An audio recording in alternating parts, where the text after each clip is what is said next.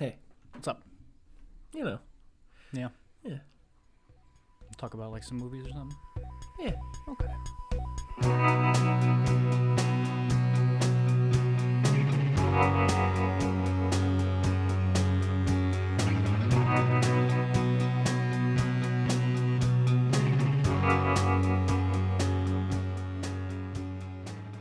Eating Soup Alone is a podcast hosted by me, Christopher Crumley, and co-hosted by Nicholas Johnson. We try our best to ramble incoherently about a handful of movies at least once a week. So that wraps up. We're totally wrapped on the Child's Play series with this episode. Yeah. Oh, that's a bummer. I didn't think about This that. is the total end, except for the 3 seasons of the Sci-Fi Show, which I will say, my dad was looking at the Rotten Tomatoes, like season 1's got like a 98, season 2 and 3 is both 100%. Yeah, but these two movies we're talking about today have like at least a 60. I know, yeah. And they're not good in my opinion. I'd like to briefly backtrack to Curse from last week's episode, just to say that, like, yeah, I mean, you know, the reception is so warm for that one. You know, Yeah, I've been watching, you know, a lot of horror video essays on YouTube and stuff, and often people say, like, this is the peak of the series where it finally actualizes its potential and stuff. Crazy. You know, In Praise of Shadows, who I love, even in his Child's Play Anatomy of a Series retrospective, once he gets to Curse, he's like, not only is this a good Child's Play film, not only is it probably my favorite and the strongest one of the whole series, but he's like, but it's also just a strong piece of American Gothic horror. Which I get what he's saying by calling it American Gothic, but strong it is not. Yeah. You know, with the old house and the young woman in a wheelchair and the priest being there and the mother who killed herself and the what are we going to do with this house and all that stuff, like, could be done well if it weren't a direct-to-video Chucky film Yeah. in 2018. Yeah. Because, again, I would just like to remind the world that inside of this film, there was a woman having an affair with her au pair. She is in bed with her husband on Skype with the au pair from the other room, who's just dressed like a Maxim model from 2005. Yeah, I was going to bring that up last week, and I didn't. But She's like 2005 hot. Yeah. She's not even hot. Great point. In a good way. She's like hot in like an antiquated way. And like, especially being Don Mancini. Yeah. I hate it when other directors and filmmakers do this, but like it's very specifically that era of like around 2010. Yeah. When a woman takes off her normal clothes And she's just wearing like an expensive Victoria's Secret set. Yeah, it's like, this is very strange. This is gross. So anyways, they're on Skype doing just nothing. She's like just topless and that's enough, I guess. Yeah. And you can just see Chucky waddle in from the back and he spills a glass of water on the floor outlet and she's electrocuted to death. So, top down, I hate everything about that, and it's indicative of how the quality of the rest of the film to me. So, a great piece of American Gothic, Southern American Gothic. It is not, in my opinion, at all. Yeah. You know, a lot of people praise the tension of that chili scene. I fucking hate the chili scene. You know, like the last thing I you know, maybe I don't know. I don't know that I want Chucky to be poisoned in chili. If he is. Maybe if I cared about the characters, but I don't. I don't know any of these people, and I don't like any of these people. You know, one of the things that he pointed out was that, like, every character has their own interpersonal, like, this, that, and the other, like, their own motives and their own flaws and their own problems going on and stuff, and it's like, yeah, but they're all terrible, and I don't care about them. Yeah. I don't like the priest. I don't like Nika. I don't like Nika's sister. I don't like Nika's sister's husband. I don't like the daughter Alice. I don't like Nika's mom. You know, like, there's someone I gotta like in this film, but it's Chucky, but we don't get any Chucky. Yeah. Because it's supposed to go back to its roots of, like, ooh, scary. And it's like, yeah, but Chucky, like, whether or not he's alive, we're way past that being the scary part. Oh, yeah. Like, episode 2 got it it right. From the rip, you just have him in the backseat with a gun to somebody's back and be like, you know what I mean? Like, have him talking. Yeah. You know? And like, I was Make that motherfucker talk. I was a little hopeful about that sci-fi show, but it's just a direct continuation of these movies. Yeah, but it's mainly a comedy horror as opposed to these two films, from my understanding. Okay, well then, so that gives me some hope. I have a little bit more hope then. Like, did I tell you about the hospital scene where he's like, "Doc, I'm dying." Yes. And the doctor's like, "Yeah, well, the mall has abandoned you, so you just." So that gives me some hope. Funny. I might check it out. But anyways, to this week. We're talking about Cult of Chucky and MGM's Orion remake with Mark Hamill. Correct. Which one came out first, technically? It gotta be Curse or Cult. Yeah. Yeah. Yeah. Cult is like 17, and then I have a It is The 2017. tab You're open right. here You're absolutely right. somewhere. So we must talk about Chucky, Cult of Chucky first. Correct? Correct. But before that, Chris, Yes. got a little Halloween miracle. What happened? Chris, it's mail time. Mail time? Oh yeah. No way. Who the fuck sent it? Jack Skellington? I don't know. I ran by the old PO box and we got a review for this one. Just this one? Just that one, yeah. The other one, no? No, I guess not. Interesting. That's so weird. Doesn't say who it's from. It says Cult of Chucky. 1.5 out of 10. So you want to talk about the remake or? Yeah. No, I'm kidding. Yeah, no. So, Go ahead. Should I say it or should you? oh, you can go ahead. Okay. You know that scene where there's like 4 Chuckies and they're all talking to each other and it's funny? That should be minute. That's where you start. That should be minute 10 of one. this movie. No, that should Oh be my minute God. 1. That should be minute fucking 1. You open on there being 4 Chuckies. And that happens once. That's the best part of the movie, right? It's absolutely. Yeah, when he's like, oh my God, I'm going to kill Andy. Like, no, you got to suck titty day. You're not killing Andy. I'm so glad you brought it up first. I wrote it down because it's the exact wording that got me. Yeah. You got to suck titty today. I know, it's perfect. It's fantastic. And I love the other one, the buzz cut one, which they just call buzz cut in the fandom. He's like, this is the most alive I've ever felt or something. They're like, you've been alive for 2 minutes. So good. Yeah, it's fantastic. And I love like, hey, look at my hair. No, Yeah. You're right. You have it the worst. Go ahead, take Yeah. as much time as you need. It's just great. I mean, I'll jump ahead. I have it. I'll say it again. But like, I was like, yeah, like at maybe 15 notes into this film, I wrote should have started with a bunch of Chuckies, with everyone being like, what do we do when there's 7 of them? You know, Yeah. like I don't know why we're doing the. You're insane, Nika. There's not an alive doll. We're so past that. They could, not you. You have no power over this. Andy has that head, right? Mm-hmm. People believe him. Mm-hmm. Right? They see the head. Sure. Oh, wow. Hey, Nika, Chucky's over here. Okay, he's not going to come in here Yeah, there you and go. kill you. That's good. I like that. And we have these Chucky dolls in here to show you that, hey, look, none of the other ones are him. And then, they all turn out to be him. Yeah. Also, just jumping around, what the fuck is all this shit with... Yeah, there are only so many names that these dolls could have or programmed with. I bought this one on eBay that was already named Chucky. Yeah. What are we talking about? His name is Charles Lee Ray. Yeah. That's why they call him Chucky. Yeah. Also, Charles Lee Ray, I'm sure I brought this up before. It's just a perfect serial killer name. Absolutely, yeah. Nailed it. Nailed it. Charles Manson, Lee Harvey Oswald, and Ray, the one that killed MLK. Donovan. No, what's his name? It's like... God, who's the guy who killed MLK? I don't know. MLK assassin. The FBI? Yeah, FBI Ray. You're right. James Earl Ray. Oh, So that's what it is. It's Charles Manson, Lee Harvey Oswald, and then what was it? Harvey Ray or whatever did I say? Lee Immediately Harvey Ray? forgot. Yeah, because it was the FBI. No, Because it was the FBI. But anyways, I would also like to say again, I hate to keep putting my man in Praise of Shadows on blast because I respect him. Love his videos, very entertaining. But I just disagree with the Chucky franchise with not him specifically, but just the fan base period. Because the fan base, again, we've talked about this, I think. If we haven't, I wholeheartedly support, voodoo serial killer Charles Lee Ray being in the doll. That's what makes the movie work.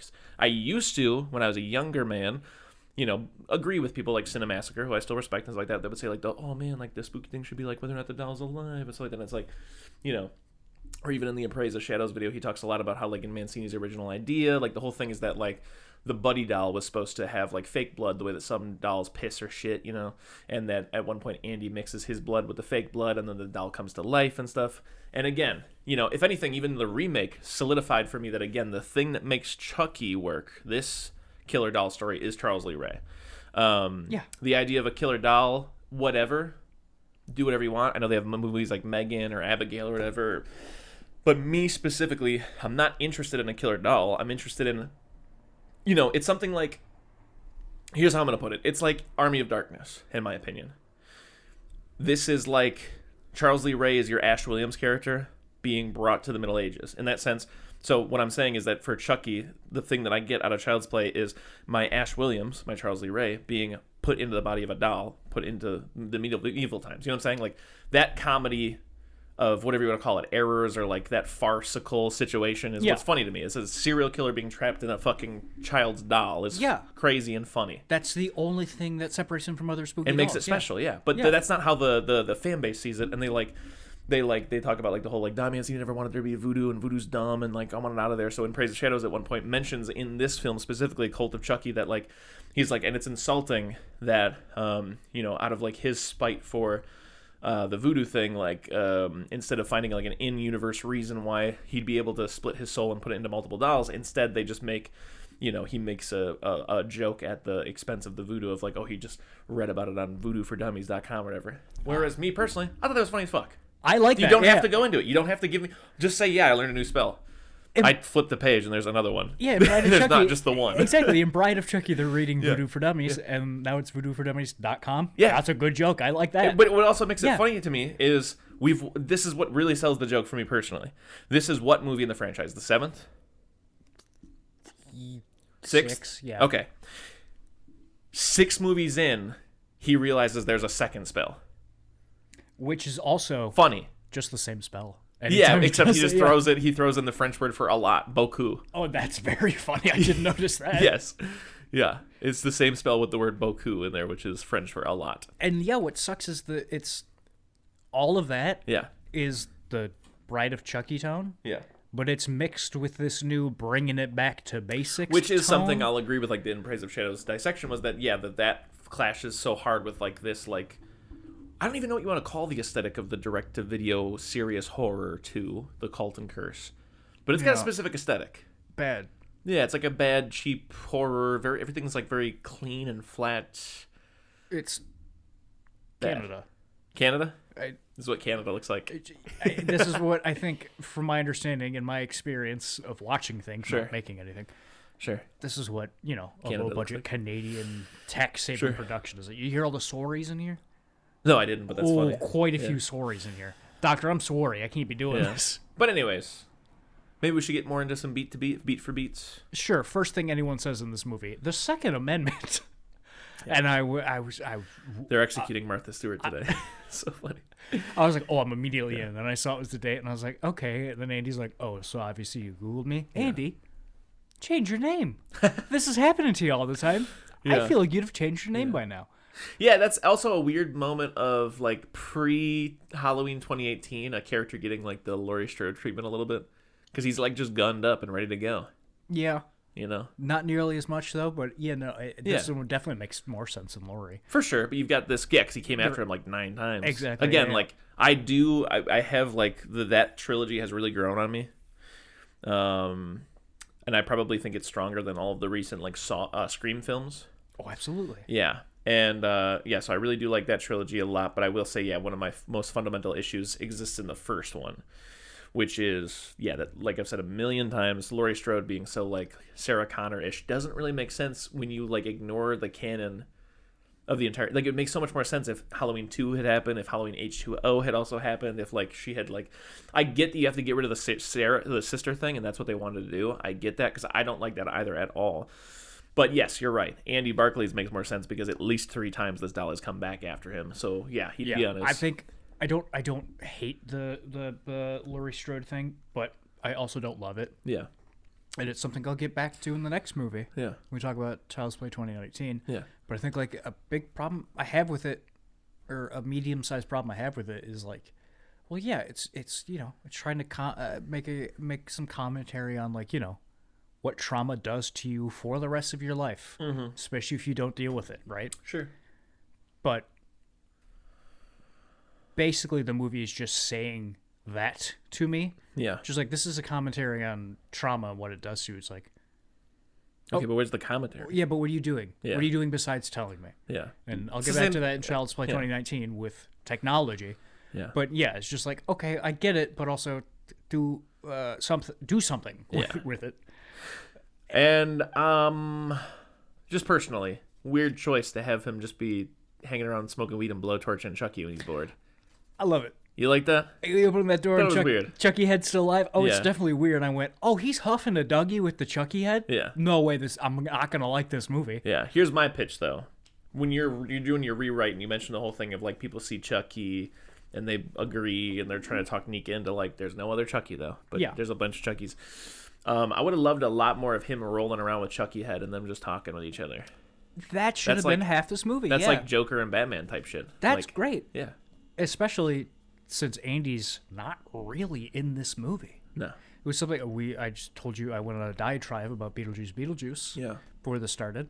But I feel the same way about Andy as I do every other character in Beetlejuice 2. Yeah. When he's not on screen, I don't remember he's in this movie. When he shows up, I go, oh, yeah, Andy. Horrible credit sequence I wrote. Do you remember why I said that? No. Neither do I. I don't remember what it looked like. Neither do I. But I guess it wasn't good, because I said it was horrible. Then Nika has wheelchair sex with a guy who has split disease. Yeah, okay, so... Don't set it in an insane asylum. Don't set it in an insane asylum. Don't show me this weird, aggressive-looking wheelchair sex. Yeah. I've never thought about it, but I guess it's just how wheelchair sex sure kind of would have to happen in the heat of the moment. Before they have wheelchair sex, they're talking at the table. This is before she finds out he has multiple personality disorder. Split disease. Shyamalan He's got M. Night Shyamalan split disease. Yeah. He mentions having red hair. He's like, well, is it triggering for you that I have red hair or something like that? And I wrote down, does he have red hair? Because what you were talking about with this movie, it's so flat and crushed and gross. I cannot tell that he has red hair. Like, the color in this movie is just fucking all over the place. Yeah. And yeah, he just looks like he has dark brown hair. Yeah. Also, I don't like this guy. No, I don't like him. I wrote down, good guy doll is not good. The voice this time around, they didn't use the same voice for some reason. Yeah, they did in the last one too, and I was like, you have the other movies, so you could just use those files for sure. What did I write down here? I'm choosing to ignore everything after Seed of Chucky is what I wrote down. Also, yeah, that brings me to another point, jumping directly to the very end of this movie. Right. When it's the three of them in the car. Yeah. Or two of them in the doll. I guess three of them. Where are Glenn and Glenda? Yeah, Jennifer Tilly says, it was nice having that kid around, you know? And Chucky goes, nah, fuck him. You have two children. Yeah. Where are your two children at? Yeah. How are they not in the cult? Yeah. Hope they come back in the show. I'll never know, though. Lady says she talked to Chucky on the phone. You don't let Angela in these meetings. I don't care what's happening in this place. She does that. You have her laying in a chair in the back. Angela does not get to come to these meetings. I'm not trying to be a what dick, kind but of place you're running. It's such a ridiculous, in my opinion, I don't know enough about insane asylums, but these characters have to be ridiculous, right? This is not accurate. They don't keep women who think they're ghosts there. No, I don't think any of this is non-offensive to anybody who has any type of I can only imagine that like One Flew Over the Cuckoo's Nest is probably more accurate. Oh, I'd assume. Yeah. I assume most movies are. Yeah.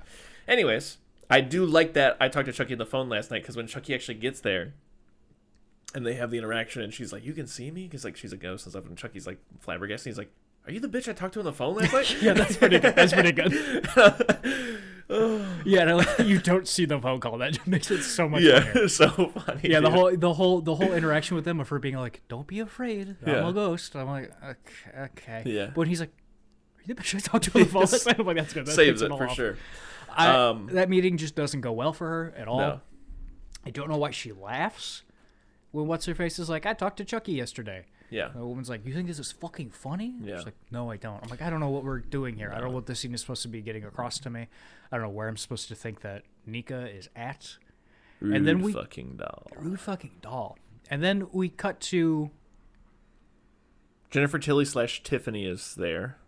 Oh, okay, yeah. Or is there something else you want to talk about? We cut to Andy at home. Andy at home, okay. Watching the tape of him trying to convince the main doctor that Chucky head is alive. Yes. And so he brings the head into his office and is shooting it with a BB gun. Yeah. So it just goes, ow, ow, ow. And that guy goes, oh, very impressive. Well done. This is a nice trick, but get out of my office. And he's like, no, I'm telling you. 1, who filmed this? 2, how did he get access to this movie? 3, why is he watching it? Yeah. He was there. Yeah.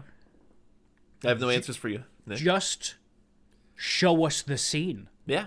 Don't show us the scene of him watching it on a laptop. Yeah. Just show us the scene. Yeah. That's fair. That's a fair criticism. I really wish facial expression, especially for this episode, facial expressions could come off via audio. 'Cause that's mainly what I'm serving you through this whole.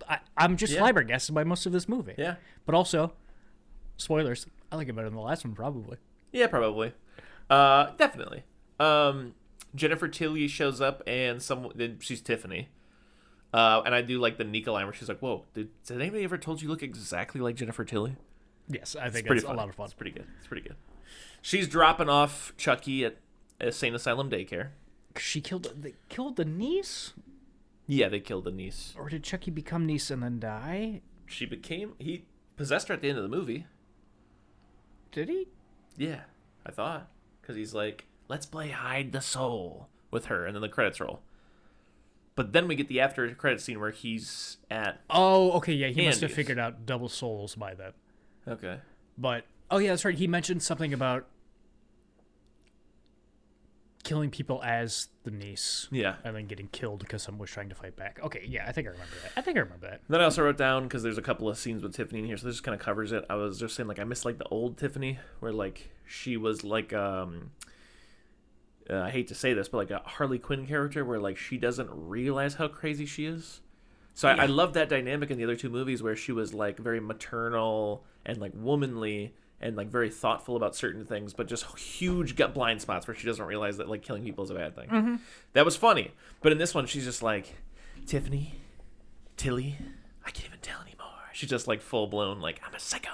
Yeah, it's crazy. Same thing with, like, the last movie. You lost your charm for sure. Yeah, she's in it more, and I guess they do more of it. But, like, yeah, same thing like I said with the last one, where it's just like, oh, yeah, Jennifer Tilly showed up and didn't see the rest of the movie. Yeah. And that's kind of how she feels in this, but also Getting big this movie Hot Topic does it vibes. sometimes. Yeah. You know. But, hey, still like seeing her. I like her when she shows up and stuff. Then I wrote down smothers Chucky. Oh, that's right, because the girl who thinks Chucky's her baby smothers Chucky. Yeah, a woman breastfeeds Chucky in this movie. sucked It's titty not today. even like one of the top 10 things I want to talk about. No, I don't even want to talk about it at all, actually. He suck a titty so hard it bleeds? Yeah. Gross. This is where I wrote down should have started with a bunch of Chuckies, because I'm sure this is right when you actually get Chuckies, which is like an hour and 15 minutes into an hour and 30-minute long movie. Like, literally, there's like 20 minutes, maybe 15 left by the time you get like them all talking to each other and them all having like slightly separate personalities. Love that.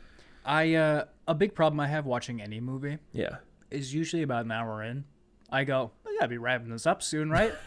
And every time I go, oh no, I got like 30 to 60 minutes left of this movie. I did that with this movie. I was like, we gotta be wrapping it up. We're probably at an hour or so because I caught myself and then I paused it. It was 35 minutes into the movie. I was like, oh funny. Christ.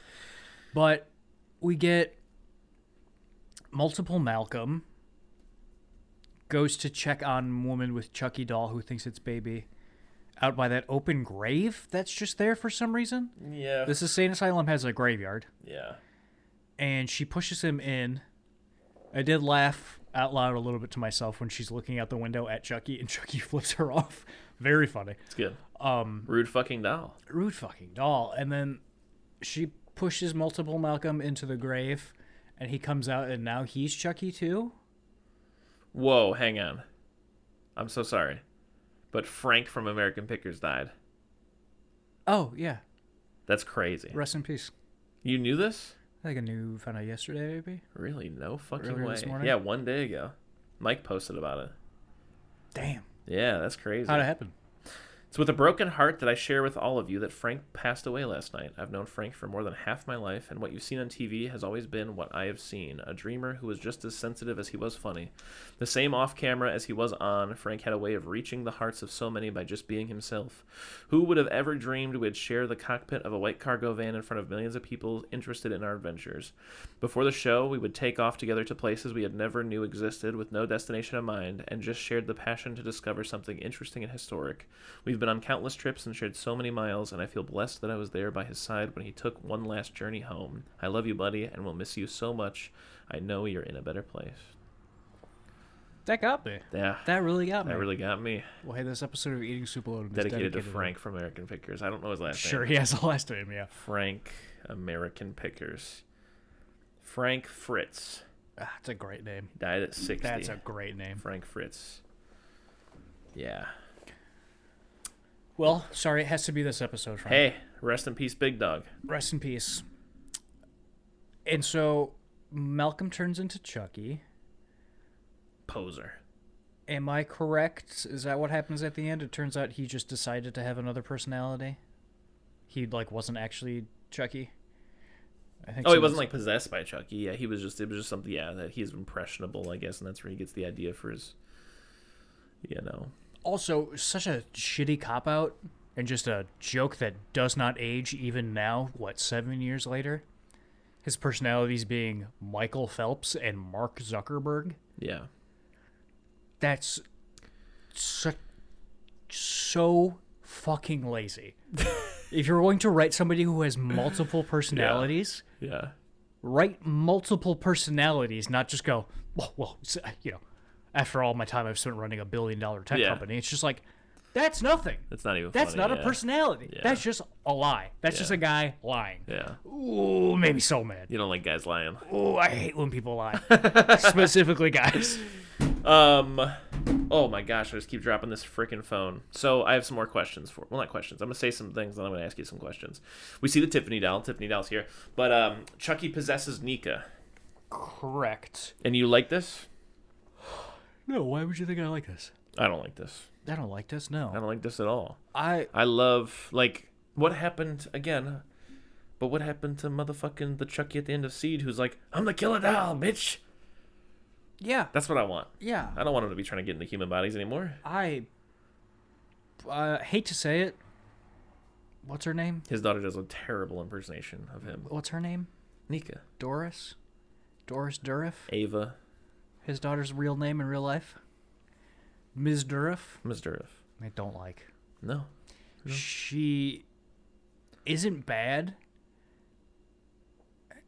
Tell me if you know what I'm talking about here. But she gives me big actor in a video game vibes. Yeah. Not bad. Yeah. But also not someone to be in a movie. Yeah. I mean, there are exceptions for video game actors. Yeah. I think there are some pretty like a Troy Baker or Nick, you gotta name. You gotta say a woman. Ashley Johnston. I think those two were really good, and I think they stand up with actors. But I think a lot of times, a video game actor is just somewhere between a movie and a CW show. Sure. And that's big time what I get from Doris Dourif, whose name I'm sure isn't Doris. Dourif. And so when she becomes Chucky and she's like, "Oh, I'm all cool," it's just like, no, I've never been more aware of an actor acting in my life, you know? Yeah. And she doesn't laugh. I hate it. It just sucks. Yeah, I agree with you. And also, I can't remember exactly what it is, but there's one scene where people are arguing and being like, Chucky's not real, and all the other patients are arguing, and it cuts over to her, and her face is just wet from crying, and her eyes are all black and stuff like that. I'm like, you are giving it 110%, and you should not be. This movie does not deserve 110% from you, and it just feels weird and out of place. Also, I do not like, not because of his characterization or anything like that, but I don't like the actor who plays the head of the insane asylum. Yeah, head doctor. Horrible miscast because he looks, we did this joke last week, but I'll recycle it. He looks like Men's Warehouse. You're gonna like the way you look, I guarantee it, from Temu. He looks like the Dasaki's guy from Wish.com. Gotcha. Okay. He looks, he's just, the pepper gray, sexy, suave. Yeah. Yeah. I don't know. I just I'm not trying to be pretentious or anything like that, but I just miss when movies cast people who look like the fucking thing they are. In the 80s or the 90s, if you had a guy who owned the fucking insane asylum, he would be balding probably and have glasses and maybe be a little frumpy. Yeah, this guy's too cool. Yeah, I don't know why movies top down are obsessed with casting sexy people these days. We talked about this before. But where's the weird looking guys? Put some Uggos in the movies. Obviously right now there's that thing of why is Hollywood obsessed with rat-faced boys? And it's because people want to see people who look interesting. Stop putting fucking 2000s sleek frosted tips people. Get them out of here. Nobody actually looks like that. And when you see someone who looks like that, they stand out more than a Steve Buscemi. Absolutely. If he wasn't famous, you wouldn't bat an eye at Steve Buscemi. But if you saw someone walking down the street, anybody who was in Freddy vs. Jason, you'd be like, who the fuck is that, God, uncanny valley-ass smooth person? God damn, get out of here. You know what I'm saying? Like when I'm at the gym and I see like a normal frumpy guy, I don't think twice. But I see someone who looks smooth, and I'm like, were you 3D printed, sir? Like, get out of here! Okay, My good. God. I'm glad. I was trying to think of a way to say this, but we're they look like pod people. It looks like someone exactly. fucking... We're on the same page. I think I might just be like getting older and maybe more bitter that I'm not a perfectly symmetrical Bazooka those person. people. They look weird. But every time I see him, I'm like, who the fuck are you? Yeah. Did God make you? Get out of here! Disgusting. Get out of my face. We're normal and natural. You are. You don't belong here, and not in a good way. Straight to hell. Straight to hell. So if you're hot, fuck off. That's what we're getting But it's at. not even hot. It's like, it's so hot that you're not hot anymore. Yeah. It's just strange. I like someone with character. Head Stomp is gross. The rapist, hypnotist guy who owns it gets raped. And this is when I texted you. I texted that thing about how like I was like, wheelchair sex isn't the only weird thing sexually that happens to Nika. He also has like a thing for her feet, which I don't know. And you know what's strange? Is extra disturbing because she's in a wheelchair. Is that weird to say? It is. No, it is. Okay. I don't know if that's bad for me to say, but he hypnotizes her to do bad sex stuff to her, and then Chucky hits him over the head with something. Yeah. I don't like his line, but people love the line. I don't know if I should be killing this guy or taking notes or whatever. I'm like, from the rapist? Yeah, I like you being a killer. Don't take any notes from the rapist playbook. I liked the line before where he was just like, man, I thought I was evil. Yeah. I like that. It's like what we were talking about about Jennifer Tilly before. I like the whole like, hey, listen, I kill people, but I got morals. Sure. All right. I like that quite a bit. But the doctor hypnotizing her with weird lights. Very weird lights. I've never seen anybody hypnotize anyone like this. Yeah, so he can do a SA yes. and give a lot of exposition on how he's been doing this for a long time. For a long time, yes. And then but Chucky, she always forgets, he says. And stuff, yeah, and then Chucky comes and hits him over the head. Yeah. It's weird that scene happens 2 times. Yeah. We get that scene. And this movie's 90 minutes long, which thank God. But also, it's like, hey, you have the same scene in this movie twice. Yeah. And I don't get any more information out of the second one, really. Mm-mm. And that just felt really strange. Yeah, like I said, I mean, I get that, like, SA happens. But, I mean, you know, I'm thinking specifically of something like Rob Zombie's Halloween, which the director's cut has, like, a rape happen in it. I don't know what that adds to a horror film. Like, it's not scary in an enjoyable, like, movie way. It's just legitimately disturbing and like, oh, fuck, goddamn, yeah, that happens in real life. There's genuinely... You know what I'm saying? Like, I don't know what adding rape to your film is adding when it comes to a horror film specifically. I mean... I don't think it's good. I think... Or worth doing. If the point of your horror movie is to be like the horror movie that filled you with, like, dread, then I understand. But if it's like one of these where it's just supposed to scare you, no, it's too real. Yeah, but, like... You're saying that, but then, like, give me an example of a dready movie where, like, the rape was part of the dread. I don't know. Effectively. I don't watch a lot of rape movies. There's not a lot of them, is what I'm saying. That's a good point. And every now and again, like, for some reason, a Rob Zombie or someone will, like, try to, like, pepper it in there. Like, oh, yeah, no, Rob Zombie like, shouldn't be using it. Yeah. But, I mean, same thing with the Don Mancini thing. Like, what does it add to the movie for her to be getting SA'd under hypnosis? Nothing.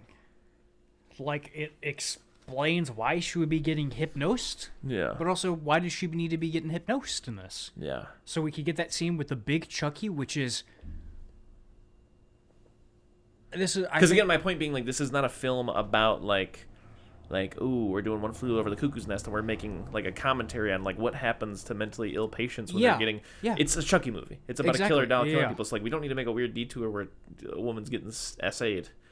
Yeah. Is all I'm trying to say. That's all I'm trying to say. Like, you know, when you're doing your horror movie, if you're working on a script right now and you have a rape in there, just think, is this supposed to be in here? Does this need to be in here? Is it adding anything to the... Hey, does my movie work without it? Yeah. And you take it out. Take it out, yeah. Take it out. Yeah, I think, it's only in there so she can be hypnotized. Yeah. Why does she need to be hypnotized? Yeah, make him give her a drug or something. Maybe she's like...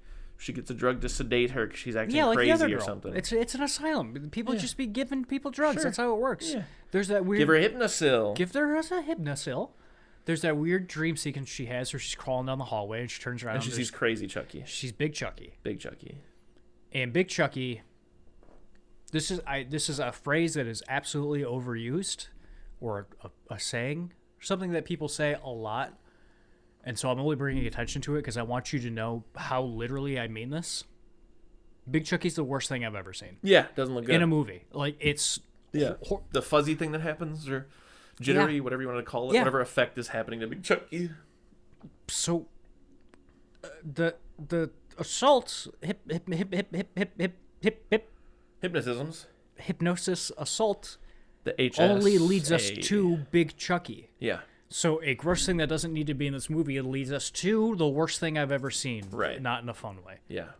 Take it out. Make this movie. Hey, be brave. Make this movie 70 minutes long. Hey. The absolute minimum a feature needs to be. Then she gets her head. She stomps his head.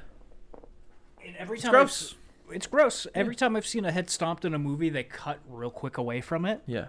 And that's way more effective than just using it as a scene transition. Yeah. Weird. Andy and Chucky fight. Forgot. Yeah, neither do I. I don't remember. It's written down, though. He punches a cop and then gets put in the asylum. But I do know that he digs a gun out of Chucky's belly. Oh, yeah. Right. Videodrome style. Yes. So funny to think about Andy's timeline of events in this movie. He goes, I gotta get that girl out of that asylum. Goes to the asylum, punches a guard in the face so he can get locked up in a room, and then Chucky shows up and goes, I'm keeping you in this room. That's it. That's all that happens to Andy in this movie. And then it ends with Nika and Tiffany kissing.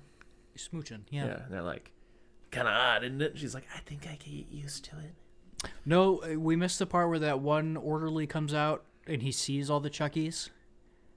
And they cut him open. He's got hot guts. Yeah. Return of the hot guts. Yeah. So points for this movie for hot guts. Yeah. I've never felt so alive. You've been And alive then for like 2 minutes. It's, it does that classic thing that movies do sometimes where it just ends without your heroes winning. Yeah. But this still isn't an ending. No. I felt like an overwhelming sense of that when this movie was over. It's like, oh no, there was no ending to this movie. It doesn't even feel like we'll pick it up next time. It just feels like, don't worry. Yeah, then it's over. They do pick it up next time. I got 3 seasons of a TV show I can watch, 24 episodes. I'm going to give this one a D-. I'm going to give it an F. But I'll say this. This one, in my opinion, I actually don't mind. We've talked about it on the podcast. Jason Takes Manhattan that much. Mm-hmm. But I feel like it commits the same sin of like, we go to Manhattan for fucking 15 minutes, maybe. There's literally one scene where I see what I wanted to see. Yeah.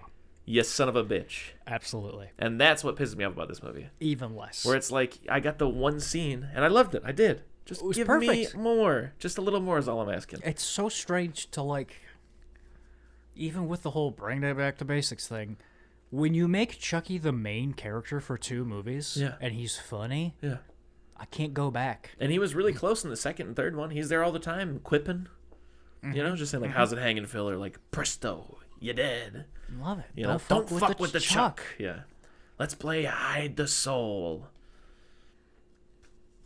You know, you go from that to, you know. You go to him jerking off to a Fangoria magazine to him slow playing it.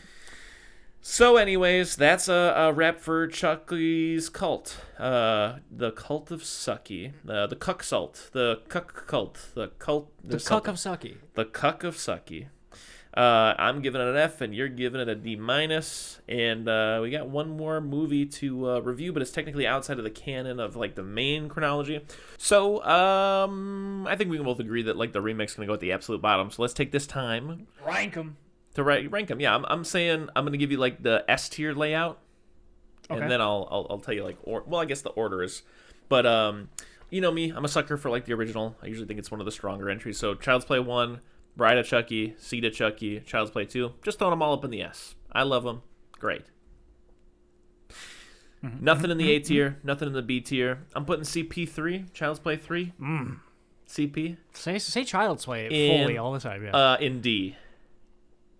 And then nothing in like the E tier, and then the F tier, I'm going Curse and Cult. So at the end, we end up with like a CP1, Bride, Seed, CP2, CP3, and then Curse.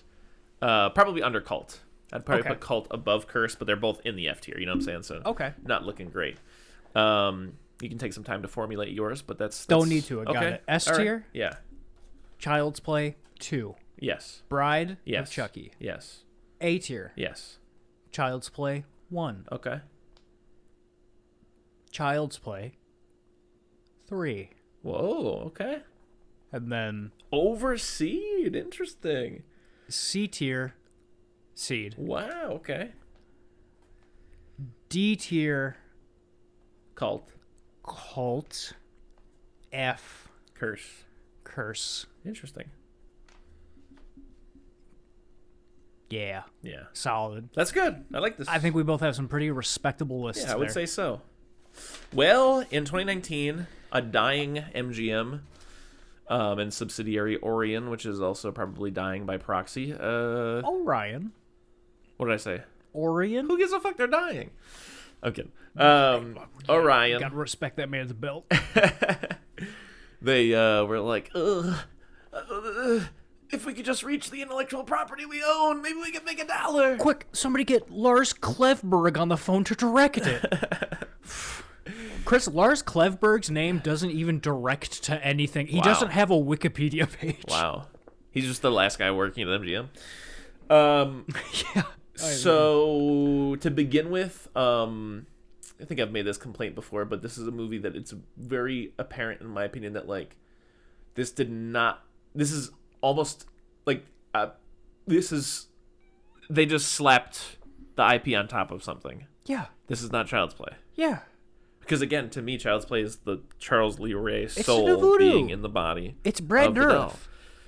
This one is just bad, horrible, shitty, like, you know how, like, they've been doing the Grinch horror film? They've been doing, like, the Winnie the Pooh horror film? Yeah. This is the Iron Giant if it was a shitty horror film. Maybe. Hold on, let me think about a way to fight you on this. He's like an advanced robot that's like, cat hurt you? I gotta take care of the cat now. Yeah, okay, that's a good point, because I did write down the one note I wrote for this movie, and I decided I don't need any more notes for this movie, is Chucky's dumb. That's the plot of this movie. But same thing with, like, you know, like, you got the scene where, like, Iron Giant looks at Superman, he's like, I want to be Superman. There's a scene in this movie where Chucky watches Texas Chainsaw Massacre 2 and thinks that, like, that's how I'll impress Andy. Andy likes really gory stuff, so I'll go cut off his stepdad's face or whatever. Which... we'll get there. Go on, yeah. So anyways, all I'm trying to say is, like, yeah, like, this is, like, the whole time I was like, what? This is... And then there's, like, a weird, like, Stranger Things-y element, because they try to do, like, the four friends who, like, don't believe him, but then they do believe him, so now they gotta fight Chucky together. And then Aubrey Plaza, I'm taking this from somewhere, I can't remember exactly where, but I'm sorry. Yeah, she plays more as, like, babysitter than single mom to me. Yeah, anytime in a movie I hear a mom call their son dude, I'm like, And yeah, she doesn't have as much sympathy being a single mother as, like, the mom from the original. Oh, because she's a bad mom. Yeah. Remember when her son's like, I have no friends, and she goes, well, and stands up and looks out at the dark Chicago city night and goes, she goes, there's two kids, go hang out, go outside right now after I got off work at my retail job, so it has to be 9 at the earliest. Yeah. Go out and play with those kids. Jesus. Pause. Isn't it funny that instead of talking about this film, we just talked about video games off mic for like 45 minutes? We absolutely did, yeah. So, I don't know, Aubrey Plaza is a bad mom or something like that? Yeah, I don't know. I don't really want to talk about this movie much. This movie was directed by Lars Klevberg. Oh, yeah. Yeah, screenplay by Tyler Burton Smith. Fun fact, Tyler Burton Smith also wrote Quantum Break, the video game by Remedy, starring Iceman. This had high hopes. It was supposed to tie into a TV show, wasn't it? It was also a TV show at the same time. And people had high hopes, but it did not pan out. I had high hopes it didn't pan out because you'd play the game, you'd play a chapter, and then it would be over, and then it would show you a 30-minute episode of television on what the bad guys were doing. And it looked a lot like Curse of Chucky. It was just like that kind of production quality. Yeah. And I remember hating it, just being like, I'm in the mood to play a video game, don't want to watch a fucking TV show right now. Right. And I have tried a million times to like that game, and now that I know that this guy wrote that game, I can very confidently say that Quantum Break, made by Remedy, a company I think doesn't miss bigger than anyone's ever missed with that game. That game fucking sucks, and Tyler Burton Smith, I don't know how he's getting work. Yeah. Also, Tyler, if you're listening to this, sorry. Can we... Budget of $10 million. Made like 44. Made like 44.9, yes. A budget of $10 million, I'm going to guess 8.5, 9 million of it went to Aubrey Plaza. And then, no, I'm going to say 7 million went to Aubrey Plaza, 1 million went to Paperboy, and then the rest of it was on production. There's like one thing I like about this movie. Is it Paperboy? No. Well, yeah, I love Paperboy, actually. He has a real name. His name's like Austin Tyler John or something. It's Brian Tyree Henry. You're pretty close. Yeah, Brian Tyree Henry. Also, music done by Bear McCreary, who does the music for God of War. Come on, Okay, man, well, that sounds like a Hingle McCringleberry type name. Oh, this is a second episode. It's the second episode in a row where I tied Child's Play back to God of War. Ooh, good on me. Sorry, go on. This is... I want to talk about every aspect of this film also, but this is the thing I want to... I'm not trying to be funny. I'm actually flabbergasted. I'm genuinely jaw on the floor at the design of the doll. Dude. What the fuck, right? First off, smallest note possible. Buddy, spelled with an I. What are we doing? Oh, they're doing like iPad. And it's on his chest. Yeah. Just the entire time. But what the fuck? Hideous. Hard to look at. But how did people okay this? They probably saw it and went, okay, yeah, you're the guy designing the doll. Yeah. I'm the guy that works at MGM. Hey, this is what we're thinking right here. We're thinking like butt chin, chisel jaw, kind of cheekbones high, big ol' eyes. What are you thinking? You liking this? Who cares? Oh, okay. Child's Play 2019. Who cares? Okay. Make the movie. Oh, my bad. Sorry. It comes out next week. Oh. So anyways, that's how that probably happened. Apparently, from what I hear, they were going for like an Uncanny Valley thing. Nailed it. Yeah, but why? And it's not even that it's Uncanny Valley. Yeah. It is so blatantly more so than I've ever seen before. It's just like, that's an animatronic in a movie. Yeah. Like the way that it... Awful. Just the way that it moves, the way that it I looks. have two other main things before we start talking about chronology. The other thing is again, this is another criticism I've heard other places. I think I watched a Dr. Wolfield video on this also. Okay. But these are all things that stood out to me to begin with. I'm just, saying that, like, I'm not the only person who's noticed these things. The other line of Kaplan shit, the doll is so out of place. What the fuck? Yeah. You know what I'm saying? Oh like, every God. time that you see, like, that's one of the things that we sung the praises of the first movie for is, like, you believe the good guy doll. Like, yeah, the good guy doll. There's, like, pajamas. There's a cartoon. There's a commercial. There's cereal. They are all out, and, like, this is a toy company, right? The Kaplan shit is like from the makers of the Ring smart doorbell camera and the drone strike, Obama's little helper 5000, and also we make this doll that looks like handsome Squidward version of an 80s doll that, like, okay, and here's the third thing I'm going to segue into. The age up of Andy. Yeah. Bad. For two reasons. One, Andy being a little kindergartner, it's like believable that he'd be like, no, Chucky's alive. Mm-hmm. So you miss out on all that. But the other thing too is, why the fuck does this kid or his friends give a fuck about this little doll? Like, I'm not even trying to, like, they wouldn't give a fuck about the doll at that age. She says, she gives him the doll and she's like, it's that doll that you like. He goes, Mom, this thing's like a year old. It's for kids. It's like, okay, so you were into it a year ago? Is that what we're getting? I'm not buying that either. Because I've got 10 or 11 siblings. Yeah. They're if into it turns Fortnite on my and TV, Roblox. you're into it, you know? And, sorry, do you have another point? I guess the last thing just being like, this is too nitpicky, so that's why I'd save it for last, but like, the doll's too advanced. Doll's way too advanced. Way too advanced. This is unaffordable. Biggest, yeah. There's no way. Oh, yeah. And it has a Iron Man chest. Yeah. What the fuck? This is the worst episode of Black Mirror ever. It's like... Yeah. It's funny. It misses the mark... Ted Ferguson. It's funny. It misses the mark so hard on the technology shit. 'Cause what I was saying with that other movie, I immediately forgot, and I went, I'll bring it back up with Chucky. Yeah. With the technology, if the movie is about technology and how it's bad... Yeah. You have to be so fucking on top of what you're talking about because it's all any of us are doing all goddamn day long. So even the smallest... So where does this fall short for you in that sense of their... 100% of it. Like, even down to, like, someone on a... It drives me crazy in a movie. Someone on a smartphone in a movie, they touch it and swipe to the right and the image zooms in. Yeah. What the fuck are you doing? Yeah, I'll say, here's mine. And... Really quick. Yeah. They do it a billion times in the movie. The thing where it's like, Hi, I'm talking on a video. Glitch is happening. That's not how buffering works. That's not how it's not a record. That's never happened. Yeah, never. I feel like since computer has been in movies, so probably the 80s, that's like the go-to of like how a video help me, Obi-Wan Kenobi, you're my only hope. But that's never. It's like the rewind or fast forward noise on VHS. Like it's never made that noise. Yeah, it cuts out, cuts back in. That's what happens. Yeah. So strange. But all I'm saying is incredibly strange in 2019 to still be doing that. Yes. Incredibly strange. And that with Chucky being like, "Hi, I'm an AI bot with Iron Man chest" is so jarring. I was like, "What are we doing with this weird hackers thing?" And I'm gonna be talking a little bit out of my ass here. It's something I haven't really thought about this before I've said it. Sure. But the technology thing. We all agree it's bad. Technology bad. And how all of these billion-dollar. It's a little Black Mirror. Happy Halloween.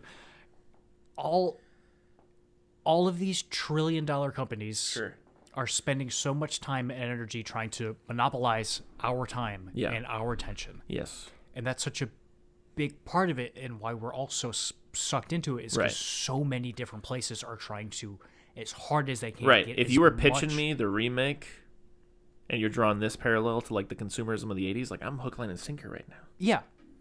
You got me. Yeah, and so exactly. Yeah, so all these companies vying for all this. So when you make it all one big company, it doesn't work. Yeah. And what you're saying to me with your technology, and I was going to say algorithm, analogy, is that you, the filmmaker, do not understand modern technology. Yeah. And so kids on their phone too much. It being a doll is doesn't crazy. Work. Yeah. Kids are on their phone too much is what the point of this movie is, I guess. Maybe. And I don't know, fucking if Chucky was part of Shithead Studios or whatever company made him in this, and it's just oh, weird, now he's interfacing with our Amazon stuff and our Google stuff and our Apple stuff. He's seeping into other networks. Sure. But the fact I think they're doing that right now with a movie. Great. Blumhouse is doing spooky house. Good, love it. Oh, Y2K? No. Oh, okay. It's hey, we got Mika. Mika's our new smart home thing. And then Mika's I know your birthday and stuff. Oh, yes. I've seen that. But if Mika also in that movie existed and they also had an Alexa in the house, and it's just uh-oh. What about this? The Mika, it starts interfacing with all that kind of shit, and then he's got the smart doll. It becomes the doll that way. Yeah. Little bait and switch. Because I will say, the way that he becomes Chucky is so dumb. We open in Vietnam. Totally forgot. Yeah. There's a Vietnamese worker who is building the Iron Man doll, and he's daydreaming. So his Vietnamese boss comes up and he's like, "You jackass, you're daydreaming on my clock. Guess what, buddy? I'm smacking you in the face for one. For two, you finish this doll, then you're out of here." So then he just goes in and starts just being violence blocker off. Bad mode on. Why doesn't it have bad mode installed? Again, I'm taking this directly from Dr. Wolfula, but when he was talking about it, it just cut to a clip from Treehouse of Terror or whatever, from where the killer Chucky doll, and he just flips the switch from evil to good. That's literally what happens. That's literally what happens in this movie. It's just... And then kills himself. Somebody jumps out of a window? I think it's supposed to be him. Just cuz? Because he lost his job, I guess. Which is supposed to be social commentary. Okay. I think. Anyway. Whatever. And so... Nuts, right? That's crazy. Bad, yeah. Yeah. And so... Again, it has to be one of those scenarios where I'm pitching that to you, you're the MGM executive, and you're like, "Hey, we go out of business in 2 weeks, so movie comes out next week, so I don't care." Yeah. If that's how you want to start it, whatever. I don't care. Yeah. Christ. So... Way lamer than Voodoo Serial Killer. Yeah. And I was also thinking about how, and this is something that I think we've probably talked about before, but again, I would love to just go back to the horror days of yore. Texas Chainsaw Massacre, the original, the OG. Nightmare on Elm Street, the Friday the 13th films, the Halloween films, and even Child's Play. They all have such, I'm going to say 2 words, they have such great urban legend. Ooh, yeah. Factor. You know what I'm saying? Yeah. And that's what this is missing. You know absolutely. what I'm saying? Yeah. But each one of those, the Texas Chainsaw Massacre, there's a family out there that that'll eat you, and one of them wears a guy's face, you know, or like the Nightmare on Elm Street thing of like there's a guy with a burnt up face and he'll kill you in your dreams, you know, or like the Friday the 13th thing of like there's a boy who drowned, but really he lived out in the woods and now he kills people, you know, like whatever. They all have, you know, the Michael Myers, that's Michael Myers, you know, he killed the babysitter, like whatever. It's just, you know, all the yeah, that's a great point. You could sit around a campfire and tell the Chucky story, like the serial killer, he's into voodoo and he puts his soul into the doll's body, but he's got to get out of it, and he can only do it if he, you know, finds. You can tell people the legend of those movies who have never seen those movies, and it would work around a campfire. Yeah. You're absolutely right. Yeah. Speaking of which, the other day, sat around a campfire, sat around a campfire, watched Texas Chainsaw Massacre. How was that? Oh, it was so good. People were talking during it, and like the value on the TV was fucked up, so like talking was quiet, action was loud. Yeah. So it was basically muted the entire time. Oh, it didn't matter. Still got me. Chris. Such a good movie. I remembered when Grandpa sucks on her finger. I remembered. I went, ooh, that's gross. Totally forgot that Grandpa does it and goes like a little baby. Yeah. Oh, I hate it. Yeah. Next thing I have written down is she's like, ugh. Or no, the guy comes in and he's like, I don't want this one, it's ginger. And she's like, well, you can't say that. And I was like, you can't say ginger? Absolutely, you can. Yeah. You can? Yeah, it's just the my second biggest problem with this movie. Yeah.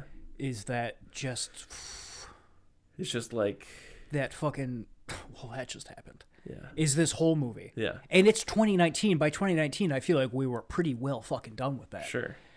And like oh my God, when they find the face on the melon and Gibby, it's just like, oh, why is the melon involved? I'm like, I'm going to kill myself before this movie's over. I also wrote down, just again, what you're talking about, like can you believe this is happening, is like how the whole customer service returns process happened. Yeah. That's not what it's like in real life. I show up and I go like, hey, here's this thing. Also, I don't even know if I have the receipt. And they're like, great, here's $40. Never once have I ever gotten any guff in a return scenario. That's a great ever. Point. And yet, again, it's just like one of those antiquated things where it's like, ugh, isn't people who shop dumb? And it's like, I shop and I'm not dumb. Yeah. Anyways, that was weird. And then takes the return. She wants the return. Right? She goes in the back. She's like, how about I tell your wife about how you were banging Peggy? I'm taking the doll. Takes the doll. Which, again, like, it's one of those things where it's like at every turn, like, what does this movie think that scene does for the character of Aubrey Plaza? Because what it actually does is make me kind of not like her. You get what I'm saying? Like in the original, she's down on her luck and her friend's like, hey, I know you're broke. There's a bum in the alley selling it for cheap. Right? So it feeds into the whole like her struggling thing. So this Aubrey Plaza scene is just her kind of being mean to a guy. Oh, yeah, no. Who just wants to do his job. Oh, no, what it does is it happens and you and the audience go, ha. Like, hey, it's like Parks and Rec. She's like the lady from Parks and Rec because you saw her in Parks and Rec. Yeah, that's what it is. Then is just doing what you know. Which, God bless her. Then he walks in, and by he I mean Andy. Which again, I don't think have we talked about the fact that it's funny that Toy Story also named their boy Andy. We have, yeah. Okay, well, anyways, then also, it will never really come up again. He has a hearing aid. It never comes up. It even falls one time, and I don't think anything happens. And she goes, "Here's your hearing aid." He goes, "Oh," and puts it back in his ear. That's the end of it. Yeah. Because I guess he can still hear out of his other ear. Anyway. Does Chucky ever take control of the hearing aid? Mommy gets caught making out.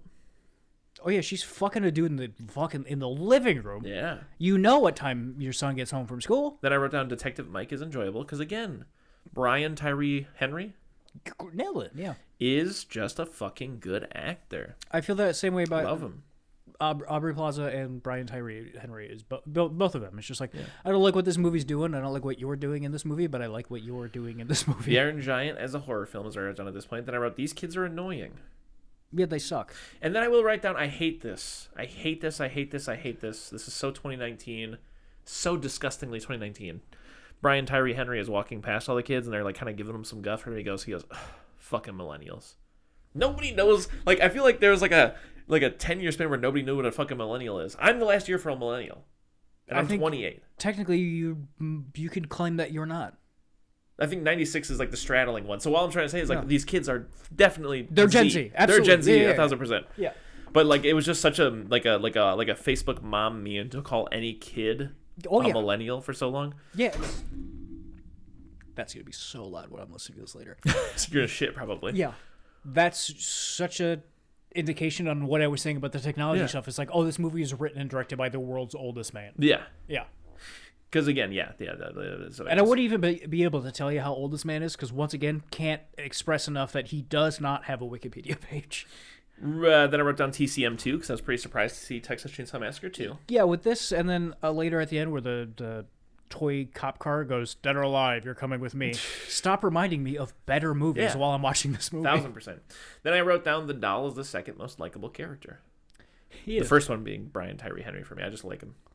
Mom's boyfriend pisses all over himself. You remember this probably. He's in the bathroom. Chucky scares him, and he pisses all over his face. Oh my god, I don't know mouth. how I forgot that he pisses in his own mouth. Yeah, what the fuck? Again, that's another scene where, like, I don't know. I feel like the script supervisor had to have, like, gone and knocked on the MGM executive's door and just be like, "Hey, did you know that the doll scares the stepdad instead of pisses in his own mouth?" And the executive had to be like, "I don't care. We close in 9 days. To get this movie done. We're done." The executive went, "Will people please stop telling me about this Child's Play movie?" Then I wrote down mom's boyfriend abusive because he like closes the door and he's like, "You little fucker, you little pussy bitch, you fucking don't like me? You better fucking say it to me like a fucking man, you little pussy bitch." Yeah, which again leads to Aubrey Plaza being a bad mom. And listen, I know people can end up in bad situations because of their partners and, be gaslit and manipulated into not realizing. There are so many red flags about this man. Yeah. Before realizing he has a second family. Yeah. Aubrey Plaza, bad mom. Yeah. Then there's also that weird IT video cameras guy. Yeah, always forget about him. Yeah. Who, when they throw away Chucky, he takes it and he's like, "I'm going to fucking fix you up and I'm going to get a pretty penny for you, baby." Then, I don't know what it is with this series, they had to have like a weird sexual assaulty angle where he sits there and starts beating off to video of her in the shower. Yeah. And then Chucky kills him while he's doing that, I think. Yeah. What? Because again, like, I know that this kind of stuff happens, but it just seems like such like a 90s Ace Ventura, Adam Sandler-y character to have in a movie. Like the weird camera guy who beats off to footage of... You get what I'm saying? Like, that's such a weird, antiquated character to have in your movie. And like, yeah, because he finds Chucky in the trash. Yeah. And like you said, he picks him up and he's like, "Oh, baby," and he brings him inside. And he said, "Jackpot." I was like, "Oh, this pervert's gonna spy on Aubrey Plaza. That's what's gonna happen." And then he went, "Ooh, straight to eBay with you." And I went, "Oh, am I a pervert? Why would I think that he did that?" And for so long, he's like talking about eBay, and I'm like, "Oh no, I'm a pervert." Yeah. And then he does it. I'm like, "Oh, okay, no, Yeah, I saw where it was going." Yeah. Now, finally, we get to the part. This is something I like. But hold on, Go ahead. He's holding on to the pipe that Chucky makes hot. Great. And he's over the circular saw. Okay. Is the rest of the floor lava? That's Homeboy, funny. swing Yeah. on that pipe to Yeah. your left or your right or your north or your south. Yeah. Just get on the floor, bud. Yeah. So I don't like this movie. Couldn't tell. But there's the launch of The Buddy 2. And everybody's there. Everybody in town is there, which amounts to 20 people. Sure. And I also say, Officer Mike is there. But if I'm talking the grand scheme of the narrative, why? What does he add to the movie? Because you think about the original, and what does he add? He adds someone for the mom to go to. He doesn't believe her at first, but she comes along. He believes her. Now he's a figure of authority that's like co-opting, like, "Yes, you're right. You're seeing this. I believe you. I don't care how crazy we sound. This is a thing." And they can be a joint force to try to stop Chucky, right? Yeah. That never, like, his character arc, like, progression, I mean, I guess it comes to him saving that fat kid. I was going to say, remember when he goes, "Run," and then he's just alive later. But that's it. Yeah. So it doesn't serve that much of a narrative purpose compared to, like, the original Detective Mike. Not at all, yeah. And so he tries to arrest Andy for 20 seconds. that's what I was going to say. Yeah, there's a point where they open the package that Chucky sent or whatever to the neighbor, and it turns out to be the stepdad's face. So he's like, "That little murdering son of a bitch." So he shows up. So he serves the purpose of, it's almost like the hypnotism in Chucky, Cult of Chucky, where that was like a long walk off a short pier just to get Andy into handcuffs for Act 3. Yeah. Is really what Miranda rights either. That's really what it is cumulatively building to. Mm-hmm. So the thing I like, when they're doing the unveiling and there's the guy with the big mascot head, and then Chucky stabs him in the neck, and he's like just bleeding out, but nobody can tell because he's a guy in a mascot head. It's good. I like that. I do. Then I wrote down Stranger Things, baby, because it's just 4 kids running around like, we gotta stop this, and then they all like leave. You're right. And he's like, I gotta do this on my own. I gotta go save my mom. And then I seriously, I am not even trying to be funny. I don't remember what happens after his friends leave, and he's in there alone. He's in there alone, and his friends go, we gotta get out of here, man. He goes, no, I gotta save my mom. He goes, they go, we'll call the cops, and they'll save your mom. He goes, okay, you're fine. You're right. Let's go. And then he kicks something and the door closes. He goes, you guys slow too. You guys can't be here. You got to save yourselves. And they're going, they're like, what? What are you talking about? And he's like, no, I'm telling you. And he's like, Gibby, get out of here. And Gibby's like, no. And then so he goes and saves his mom. And Chucky's like, all your friends were mean, so I killed them. He's like, I don't want you to, Chucky. And Chucky's like, Meh. And then he saves his mom, and she like beats up Chucky and goes, don't fuck with my son. And then, this is the friend and fucker. No, that's in the other movie. That's in Cult. Andy says that to Chucky. He goes, this is the end, fucker. Didn't like it. Don't remember it. A lot of people like it online. But they're like, Andy always has the best lines. It's like, no, this is the end, friend was way better. They say it in this one too, but I don't think they say friend. But also, I don't think Chucky says, I'm your friend to the end at all in this movie, does he?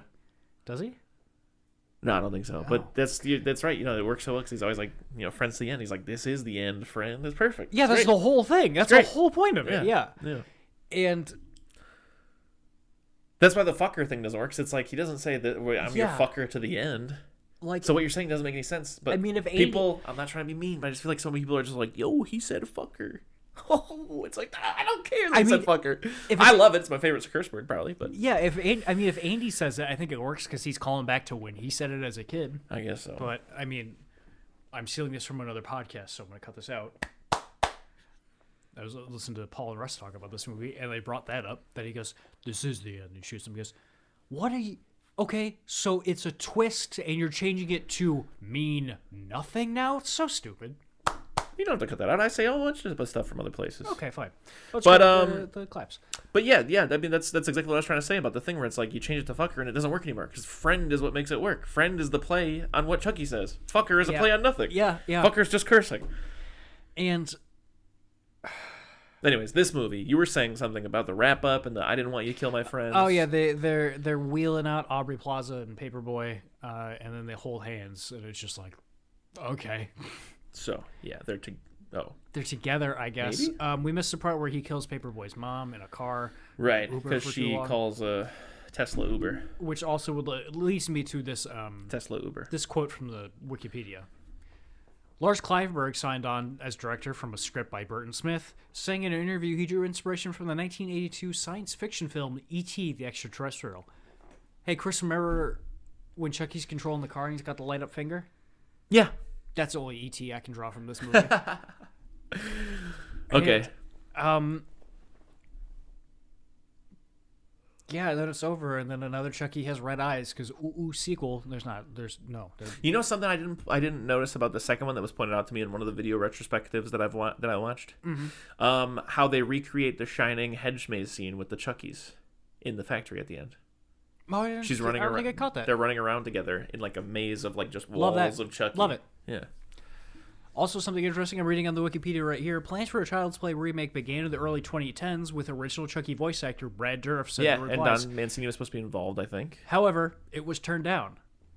I love that. I always thought they just decided to replace him, but the fact that my boy Brad saw this and went, no thank you, is so much better. Also, why... Have we talked about the voice yet? No. Why is it Mark Hamill?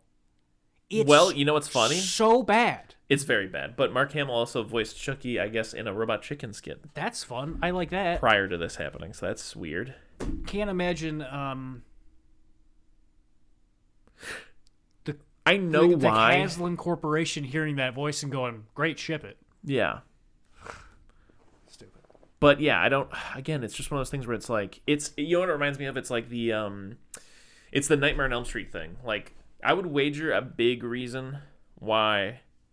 Maybe I'm crazy, and I'm being a bit naive, because I'm sure there's plenty of other stuff going on, but like, I feel like something that's probably roadblocking it a bit is like, how do you replace motherfucking... What's his name? Robert Englund. Oh, yeah. So that's what I'm saying is, like, with this remake, it's like, Brad Dourif is alive, dude. He's alive. He's alive. If he doesn't like the script, doesn't matter what he looks like. Make him happy. Yeah, exactly. He's your cash cow. People are coming to see Brad Dourif. He is the Chucky. He's the only reason Chucky continues to work. Yeah, absolutely. Yeah. And like, I was thinking about it the other day. The Nightmare movies. Yeah. If they're gonna make new ones. Yeah. You can absolutely get Robbie in there. He doesn't want to anymore. He's done. He's old. He's almost like 80. Yeah. But what I'm saying is this is the only time I would be in support of this type of technology being used in a movie. AI generated? No, not even AI generated.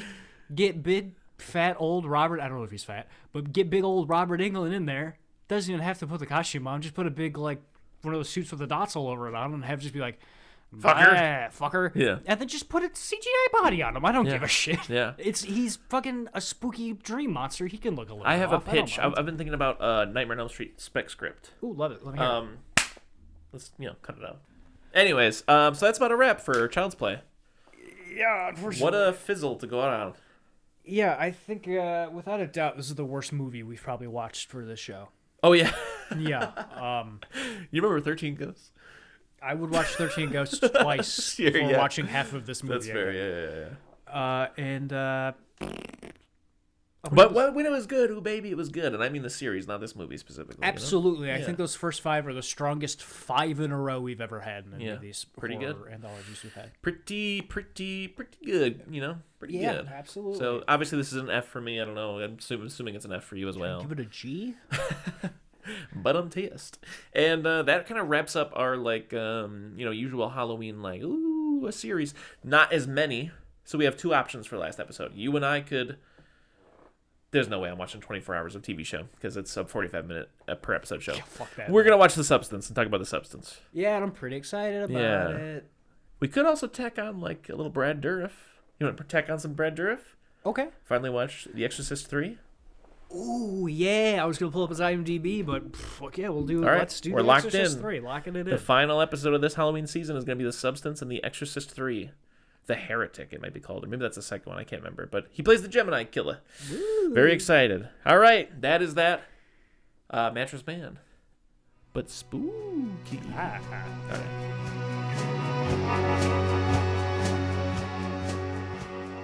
If you need more soup, follow us on Instagram, Facebook, and Twitter, or go to our website, eatingsoupalone.com. And until next time,